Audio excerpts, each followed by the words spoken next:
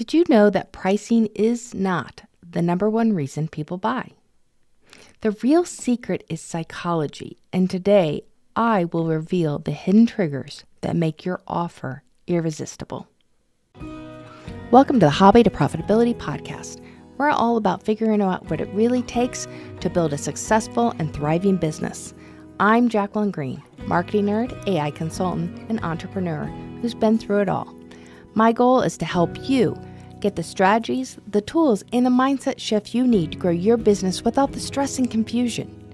Every week, we'll dive into real, unfiltered side of entrepreneurship, the mindset shifts, the strategic moves, and the unexpected lessons that come with building a business. We'll talk about what actually works and what doesn't, how to navigate those changes and challenges that you face, and how to create a business that really fits into your life. If you're ready to turn your passion into profit without the overwhelm, you're in the right place. There is little to nothing that is more frustrating within your business when you've worked really hard on something, created a product, and it does not sell. You don't know why. You think it's a great product. You think it really could meet someone's needs, but it doesn't sell. And the first thing we think of is price. Well, maybe I priced this too high. Maybe it's the wrong price. What does that look like? But it's actually not price. Years ago, when I first started behind the design, I launched a course product called for SketchUp. It was a SketchUp training course, 101 kind of thing, of how to learn SketchUp. And I felt like the reason I created that product was that the people that were coming to my class at the university where I was teaching, the college I was teaching, that were coming, a lot of them were actual interior designers. And if you're not familiar, SketchUp is a 3D modeling software. And it is, once you learn it, it's fairly easy to learn, pick up, and you can create 3D models and show to your audience. Now, fast forward, there are a lot of options out there. But at this time, this was many years ago, I thought, okay, I'll build this online product that teaches people how to use SketchUp. And great. I priced it accordingly. I think I priced it around, $3.99 or something. It wasn't real expensive, but it took me about 3 or 4 months to put this thing together. It had 5 different modules.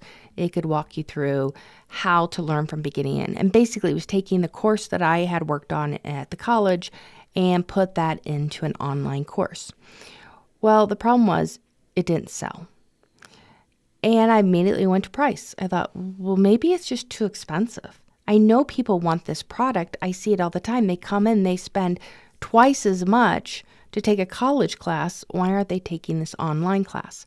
So I added price into it. I reduced the price. Still didn't sell. I gave a limited time offer. Still didn't sell. Now, one could argue, was it the visibility? Was it this? Was it that? Was it the marketing? There's a lot of things that could have gone into that. But it was very painful to go through that process and to think, okay, I created this product that nobody wants, and I didn't make any money after spending all this time on it. And so if you're struggling with people buying, even if your offer is completely amazing, then this episode is for you. So today I'm going to break down the secret psychology triggers that you need to really increase your sales and make your offer irresistible. Now, there are a lot of things I could have done with that product, right? One thing that I realized is that I probably should have tested it with a few people and see what were their views. That's a kind of social proof thing where I could have used that. But I'm going to tell you, today we're going to really dive into the psychology behind some of the things that you can do and not do. And when you understand the psychology of why someone buys something, it makes it a little bit more easier for you to be able to ethically market your product in a way that people are really wanting to purchase. So we're going to talk about those emotional triggers that make people want to instantly buy. We're going to talk about how to structure your offer so it feels like a no-brainer. I'm going to give you a bunch of tips, and we're going to talk about the surprising factor of building trust and urgency without being pushy. So the first thing is understanding that psychology. Why do people buy something? What is that decision? And think about the last thing that you bought that wasn't on your list to buy. What was the last impulse buy that you had purchased? Interestingly, that your emotional part of your brain will react 3,000 times more quickly than the rational thought. And if you recently bought a cute pair of shoes or a purse you definitely didn't need, or a bag, or those cookies on the cookie aisle, or oh, heaven forbid, you purchased the Girl Scout cookies from the little cute girls that are standing outside of the store that you can't help resisting going, oh yeah, I'll take a few boxes of those. That's your emotional brain reacting to you. It's looking at it going, yeah, those shoes are going to look totally cute on me when I wear them to so-and-so. The emotional part of our brain just works like 5 times faster than a rational. So even though, hey, your credit card might be maxed out, those shoes are really cute. You can see how that's an emotional pull. You know rationally you shouldn't buy the shoes, that they're not in the budget for this month.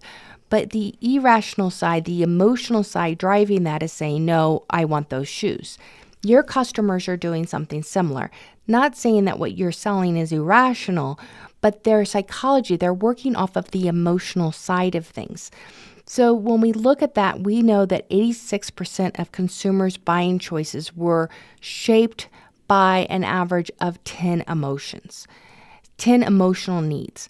Now, if you understand the emotional needs and understand how that works, you're going to be a lot better off in structuring your offers and what you're selling to your targeted audience. So Jeff Shore, who's the founder of Shore Consulting, stated the buyer decision usually is 80% emotional and 20% analytical. So if we're looking at that from a marketing perspective, then we know that even though you want to say this product has these features, those features don't necessarily hit and say, okay, no, that's not hitting on the emotional. Features hit on the logical side of your brain, the rational side of your brain, where the benefits, what you're going to get from this, what's going to be solved, what painful problem is going to be solved is that emotional side. And so when we recognize the two differences, we can do a better job of marketing and selling our products. Another one, a Nobel Prize winner, psychologist Daniel Kahneman, I'm sure I'm saying his last name incorrectly, so please excuse me, indicates that the emotional triggers around 90% of our decisions, while logic remains around 10%. So kind of that same, somewhere between 80 and 90% of your clients or your customers, prospects, are thinking more emotional about purchases than they do logical. And so when we understand that, then we can gear our offers accordingly. So let's look at some of the reasons why, or some of the methods in which we can use this to our benefit. The first one is that loss aversion, the fear of missing out. Everyone has this fear of missing out or not being seen or scarcity of some sort. Now, I want to highlight, when I talk about some of these things, you still need to do them in an ethical way. I 100% believe that all marketing should be done 100% ethically. And I'll actually show you a couple examples or tell you a couple stories where I'm not sure it's really unethical, but I don't know if it's necessarily ethical either. To me, it feels a little slimy if companies are marketing me in a way that just doesn't feel ethical. So I think it's really important to understand that ethics really does matter when we're marketing and selling. But people don't want to miss opportunities. That's that loss aversion, and they will act more quickly if they believe that something is scarce or time limited. Now, this is where the ethics matter, because if scarcity is fake, then you're just lying to your customers, and your customers will know. And I'll give you a good example of this. A while back, I belonged to an association, an organization. It's not really an association, it's an organization. And they use that scarcity all the time. And of course, I fell for it.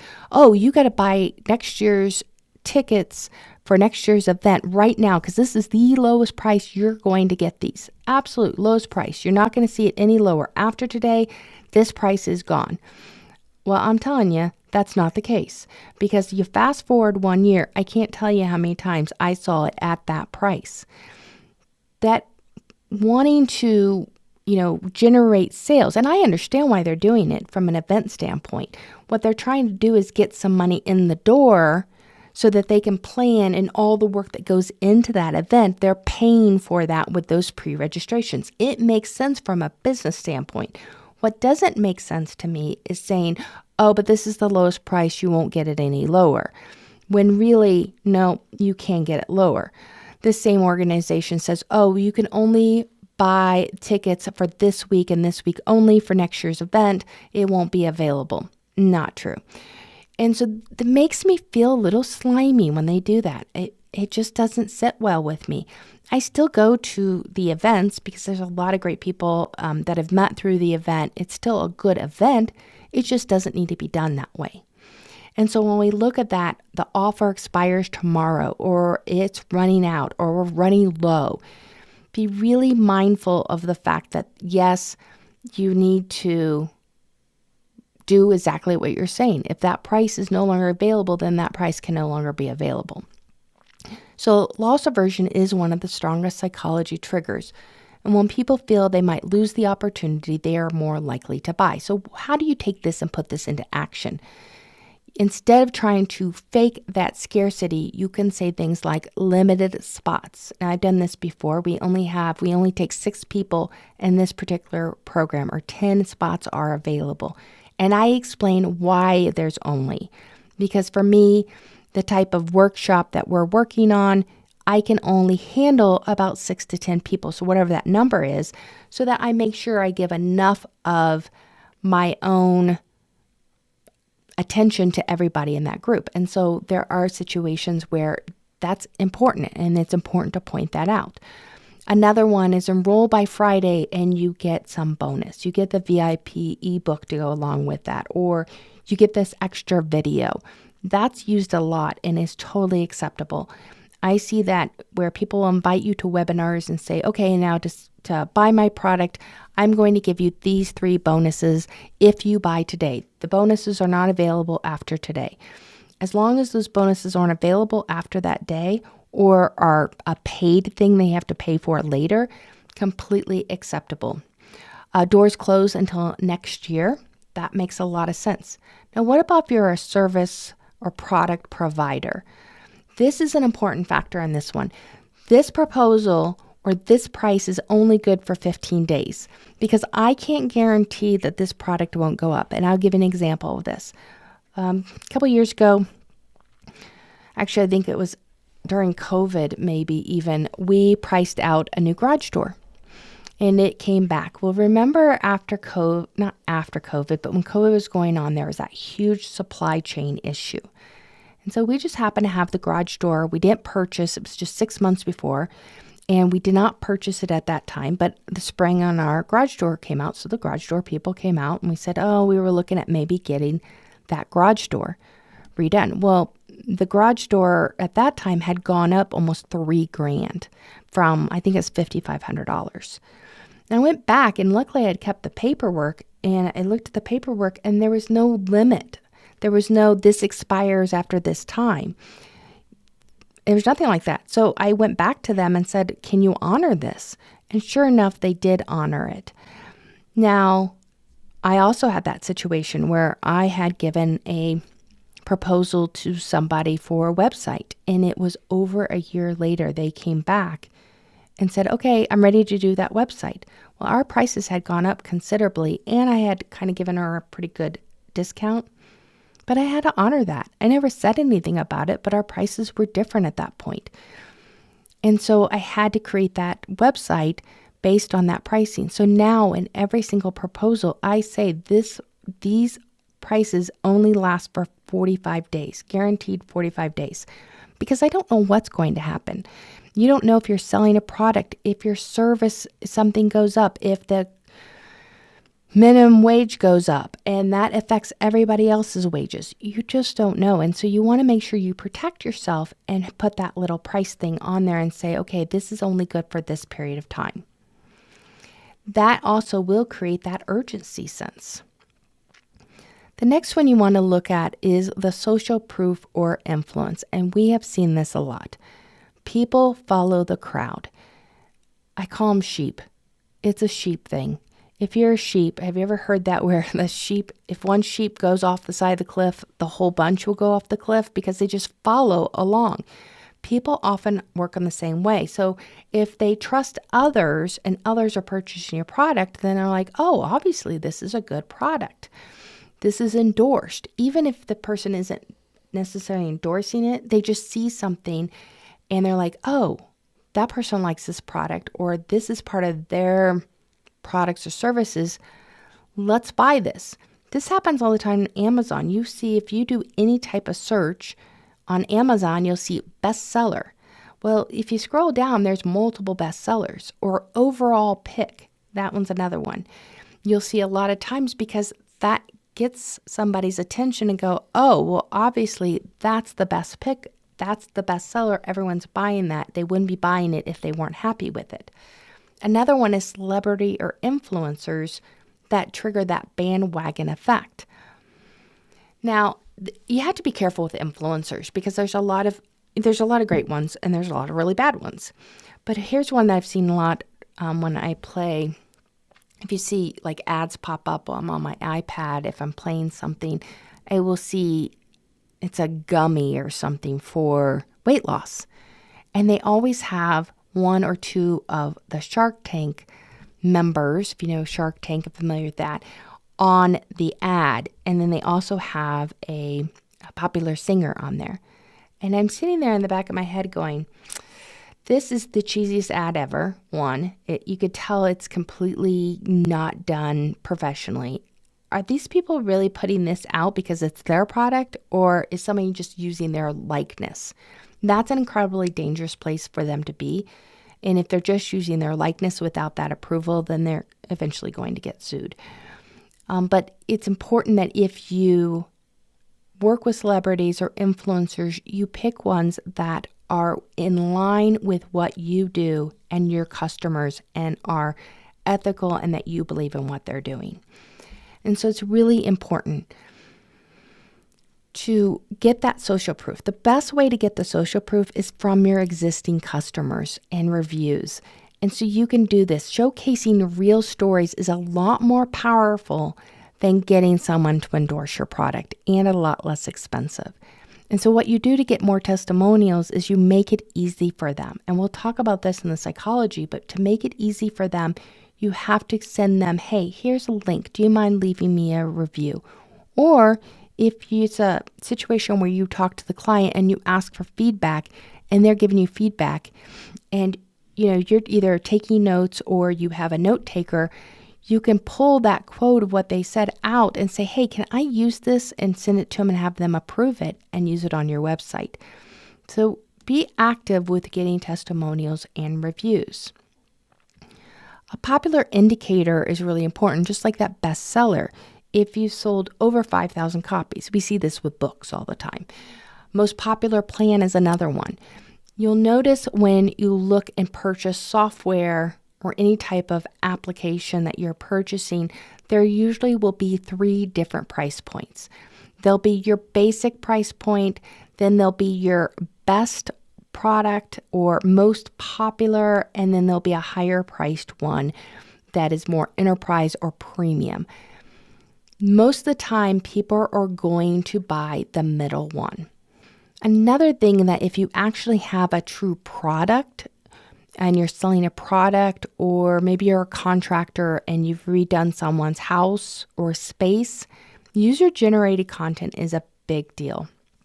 So user-generated content, which you'll see a lot of, UGC is the little acronym, but it essentially has somebody who's either sharing photos of how they use the product, they're talking about the product, they create videos around the product, pictures, case studies, and so forth. So user-generated content, this is where the user's actually generating content and putting it out on their social to promote your services. This could be a situation where you own a brewery and people take pictures when they go out to a brewery, right? Oh, look, I'm celebrating with my friends. Well, if you have your waitress staff go, hey, you want me to take that picture? If you guys tag us, that would be awesome.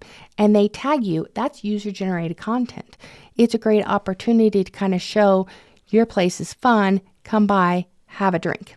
Let's be real. Random marketing tactics aren't going to grow your business. It's like throwing spaghetti at a wall, hoping the spaghetti will stick. If you're tired of spinning your wheels, or in this case, throwing spaghetti, then it's time to take a smarter approach. The Marketing Momentum Workshop is built for small business owners just like you, who need real results, not just more marketing noise. In one 4-hour session, we will work with you to pinpoint the best strategies and create a roadmap for your business that's going to help it grow. Take the first step. Book your free marketing health check now at behindthedesignco.com, and let's get your business moving in the right direction. So next we talk about psychology triggers around how to make your offer a no-brainer. Now this is important, people. This is an important point that people don't realize. People get overwhelmed by too many choices, and so it's called a decision fatigue, and you want to you have to create the choices and packages.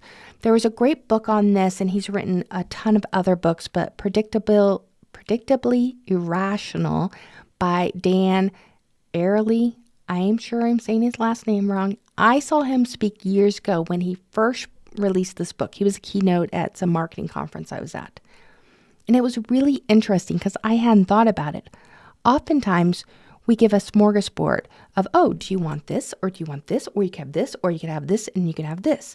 Well, what happens when we do that is the customer becomes easily overwhelmed. I once, when I was an interior designer, I worked for a big architecture firm. I kid you not. We had the contractor come in, and in design, you want to create a design package, and you may want to give only 2 choices, maybe a third choice if something doesn't happen, but 2 choices. And the director of interior design clearly did not understand this rule, and she had carpet samples lined all over the entire conference floor, table, the side buffet. There were carpet samples everywhere. There were so many carpet samples, you couldn't tell between the carpet samples because it was so overwhelming. And the contractor's like, I have no idea. I can't pick from this, because she gave them too many options. And sure enough, that project was delayed because there wasn't a choice. You have to take people down that choice. And the rule of 3 is really important. Car dealerships do this all the time. Years and years and years ago, they used to have a laundry list. Do you want an FM AM radio? Do you want a tape deck? Do you want this? Do you want that? And you would add things on. Well, now you just have these packages. You have the sport package. You have the premium package. You have, typically it'll be 3 packages of the options: sport, luxury, and standard. Those are your 3 options, and you pick those, and whatever comes in those, that's all. So it's really important to give 3 options at most. For bigger projects like interior design, a commercial project, 2. Give 2 options. At the point where you're presenting that to them, you should know what their design feel is and what they're looking for. So really, when you get to that point, you know which one they're going to go to. Now, how do we do this? We have to simplify the offer so that the decision feels effortlessly. So use the 3-tier pricing model that I told you: basic, pro, which is the most popular, and premium. You also want to always label or can label the middle choice the best or best value, most popular, whatever the terminology you want to use to indicate, because most of the time people will buy the middle package. It doesn't matter. Low package, high package, they almost always buy the middle package. And then you want to reduce that. So don't overwhelm them with too many features or choices. Keep the message really clear. Now, another thing that's really important is personalization of your messaging. This is going to be a really big and easier thing to do as we move forward, especially in the world of AI. People don't buy from brands, they buy from people. And the reason some brands or many brands are popular is because it creates some emotional reaction within that person. So Oreos, I have a reaction with Oreos. My father loved Oreos, and it was a big deal when I was a kid to get an Oreo package. We did not have cookies laying around. We did not have sweets. There wasn't candy. We didn't go to fast food. I mean, this is the 80s. But when we got Oreos were a big deal. There is an emotional connection I have from Oreos. So every time I eat an Oreo, although I shouldn't be eating them, I think of my dad. He passed in 2020. I miss him like crazy. The Oreos take me back. It's a cookie, for heaven's sakes, and not a very healthy cookie, let's face it. But for me, there is an emotional attachment to those Oreos. So if I see Oreos and that's the snack that's available to me, I usually grab one. I'm sorry, but I do. So you can use this and have this personalization with the brand. So bring that brand, that perception of the brand to somebody. We do this in a lot of ways when it comes to marketing. We use people's names. You are more likely to make a sale when you use somebody's name and not their whole name, just their first name. So when you're creating email content, make sure you're personalizing that email, and every email system out there allows you to do this very easily, that you can plug in their name. Also, do something special for them that kind of endears you. Hey, I noticed that you downloaded this or you purchased this. I'm going to give you a surprise bonus. I think you might like this as well. We see this personalization that really increases the sales and it builds more loyalty for your brand. Now, here's a couple hints. One, you can segment your audience. If you are tagging the people that are signing up on your website and your email list according to the products they purchased, the lead magnet they liked, whatever they reacted to, then you can segment them and send them a personal message. So it's written so it sounds like it's just for them. When you are writing your emails, write them as you were talking to one person. Imagine that customer, the one that you want more of, and talk to that person as if you are face to face with them. Use their first name and their email in the email subject line. Now, this one, I've heard mixed reactions. Some people say this really increases open rates. Some say it doesn't. You got to kind of play with it. And then you want to make recommendations based on past behaviors. Netflix does this all the time. If you look at any streaming service, what you watched yesterday will show up next week as something similar. Hey, I saw you watch this. You might also like this show. Now, I'll take this a different way because first of all, that's AI behind that's actually doing it, automating that as well. But say that someone downloads some lead magnet that you have. Instead, send a quick email, and you can put this within your automation that basically, hey, John, I see that you downloaded this. Were there any questions that maybe weren't answered within that guide that I can personally answer for you? And then have them reply back to your actual email. That's that personal connection that you're building. Now, another thing is people buy feelings, not just products. There's emotional triggers. So when we talk about that, what is the role of emotion in decision making? Logic comes second. So we have to understand that they are buying products based on the feelings. This is why people often say that you have your target audience, you have to understand their pain points. What are their pain points, and are you solving their pain problems?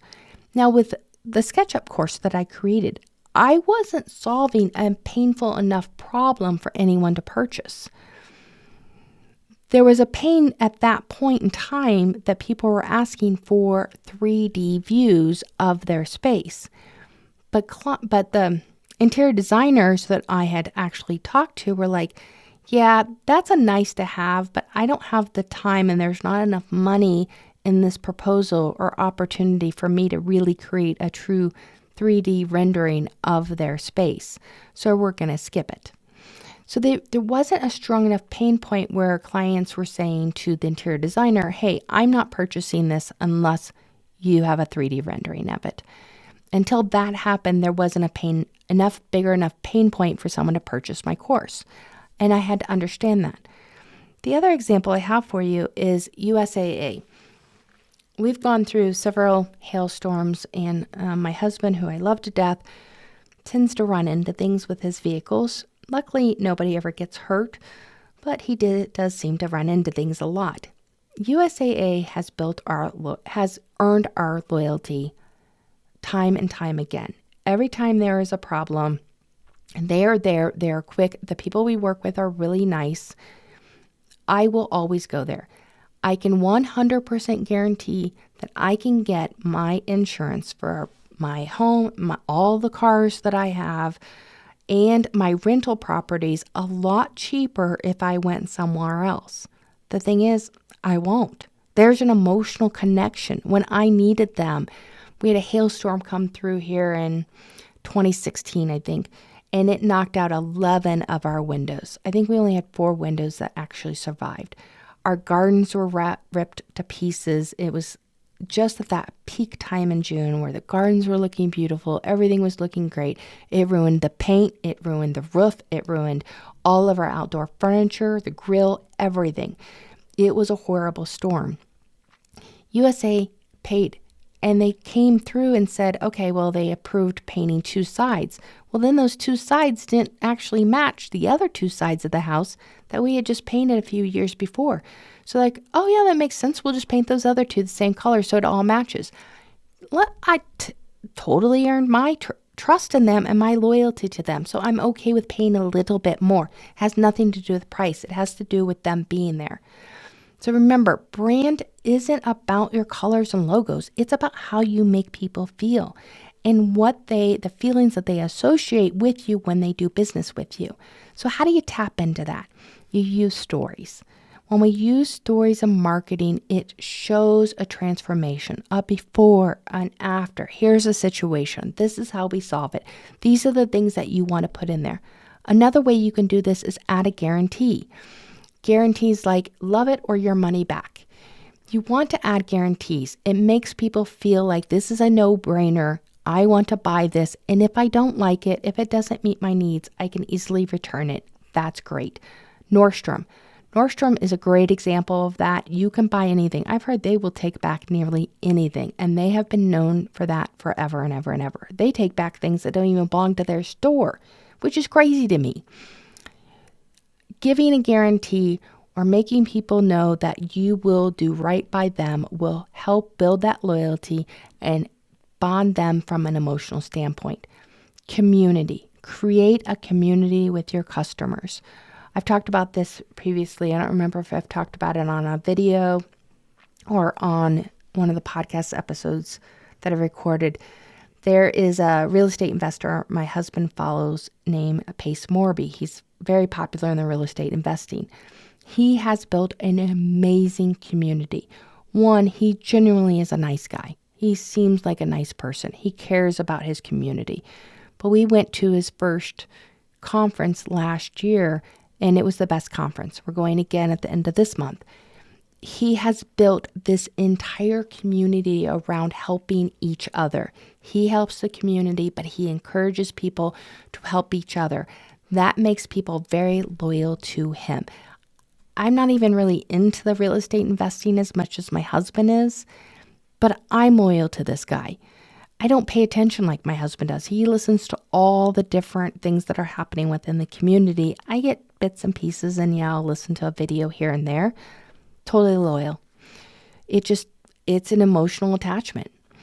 So psychology trigger number 3, you have to make it easy to buy. If you make it too hard, then people are going to shut down. They're not going to buy from you. And the other part of that is, how do you retain the current customers? Loyalty is huge, and we've talked about that. But you want to make sure that you have a fast checkout and that you are clear about that call to action. You are also clear about any restrictions that you have. You don't want anything to be hidden when it comes to checking out. good example of this is I sit on the board for an organization here in Colorado for professional women. And we make it very clear. When you purchase a ticket, unfortunately, it's not refundable. You can transfer it to somebody else, but it's not refundable because we have to pay the restaurant one way or the other because we give them a number or a count of how many people that will be attending, and we're on the hook for that. And so we're very clear about that at every step of the checkout, from filling out the form, giving your dietary restrictions or your dietary requests, to actually checking out on the checkout form offer, to the emails that follow up, to the event information that follows. Everything, it's clearly stated that tickets are non-refundable. And so it's important to understand this. Making the process easy. Car buying is another great example of this. I had a friend that she was going to come over. We have wine night every so often and catch up. She's one of my neighbors, one of my closest friends. And she calls and she's texting me and she goes, "I'm sorry, we're trying to buy this car. We should be done in an hour." They had pre-picked out the car. They were paying cash. They let the dealership know that they would be there at 6:00 on this particular day and that they need to be out there in 1 hour. So she's texting me along. They didn't get out of there until 3.5 hours later. There was no reason for that. They made it so hard. They almost walked. But there was a long story. Their daughter was taking one of their cars off to college, and so they had to have one. And they'd done all this stuff. You have to make purchasing from you easy. Make a clear call to action. Simplify the checkout. Don't make them jump through hoop after hoop after hoop. You will lose buyers that way. So how do we get this? We make sure that we have that clear call to action. Instead of vague language like learn more, we want to say get instant access. Make your call to actions actionable. Tell them exactly what you want them to do. Do the one-click checkout. Reduce unnecessary steps. People being able to save their credit card and easily be able to purchase again is an important factor. And then you can also A/B test your buttons to see what reacts better. So when we A/B test things, that means I'm going to test A against B. You only want to test one thing. So if you are testing an A/B button or a headline, only test one. Did people react to get instant access, or did they react to download now? Those are two different. That's all you want to test. Everything else needs to be exactly the same. Just test those two buttons. Or if you want to test two different headlines, you test the two headlines. The call to action is exactly the same. You can test different things, but you only want to test one item per test. Now, the other part of this is retaining those existing customers and building happy customers. They spend more. They are cheaper to acquire. Once you acquire a customer, it is a lot cheaper and less expensive to keep them as a customer than it is to go out and get more customers. So that loyalty aspect goes to that emotional side. If you are an HVAC service provider, this is a great example, and someone's heat comes out and you are there, you are helping them. Maybe you come out and you have space heaters in your truck. It's the middle of winter and you pull the space heaters out and say, "Hey, it's going to be a while for me to do this, but let's put these space heaters in a couple places to at least keep your family warm." You don't think that they're going to remember that when it goes time to replace that heater? They absolutely will. You took care of that family in a moment of crisis. So if you can figure out how to build that loyalty within your customers, they're going to purchase more from you. It's always nice, too, to be able to give some sort of surprise bonus. Or, and this is an art that is gone away, and it really is kind of sad. When I was a kid, every time you got a gift, you had to write a thank you card. And I'm telling you, as a kid, I absolutely hated it. I'm like, I have to write thank you cards. When I graduated high school, you wrote thank you cards. Graduated college, you had to write thank you cards. Everything. But this art of writing thank you cards has kind of gone away, where people have just text people and said, "Hey, thanks a lot." And that's it. It's really impersonal. And yeah, it's a thank you and it should be fine. But think about if your customers were getting a handwritten note that says, I really appreciate you purchasing this product. If there's anything I can do for you, please let me know. That goes a long way. Now, a couple other little tips around this and building loyalty is always under promise and over deliver. Follow up with a follow-up email and say, hey, how's it going? Or did all your questions get answered? Do you have any other questions? One of the products we use is High Level. I talk about it on this podcast, and High Level does a really good job of always being available. You essentially, this is the craziest thing when I started with them. They always have the little help, but the help is kind of live. So it immediately puts you into a Zoom where you can talk to an actual person. And then the actual person's like, okay, I know who I need to connect you with. Just hold on the line and I'm going to send you into that breakout room. Sometimes you have to stay on for a little bit to be help, especially if they're having some problems or they have a lot of people that are on there. But then you get sent to another person. It's really helpful because you at least get to talk to somebody right away and explain the problem, and they can direct you accordingly. That is good follow-up, and that is good with how's it going? How can I be more service? How can I be better help? They won me over when I realized that's the type of level of service that they offer. Now, offer small bonus is another one that you can do to help delight. I purchased a while back and this has been a long time ago, these old postcards of my hometown and of my college. And they were old. They were done in the, 30s or 40s. And I bought them off Etsy. And I had picked out 6 of them because I wanted to do this kind of put these in these old frames and do a little design in my office with these old pictures that remind me of back home. And so I had purchased, 6 of them. And the woman actually sent me a couple extra and wrote me a handwritten note and said, hey, I noticed that you're buying these. I thought you might also like these. It didn't cost me anything additional, but it did, warm my heart so that I would go write a review for her. Absolutely, that worked out well. Didn't cost her a lot more, but it adhered me to her in the sense that I had a connection with them.